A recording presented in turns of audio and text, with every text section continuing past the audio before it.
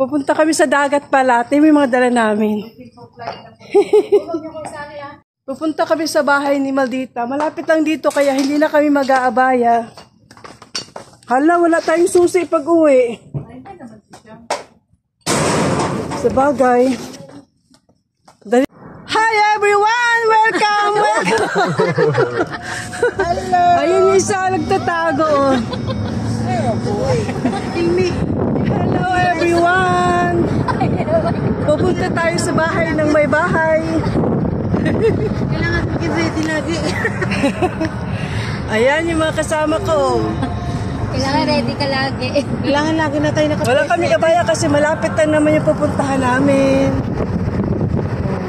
Mga naman puna sa tiyan para mabilis pababa tayo. At least mabawasan. Nagpaplano na ng mga nagpaplano na ng mga gawain Ay, dalawa muna sa baba kasi ito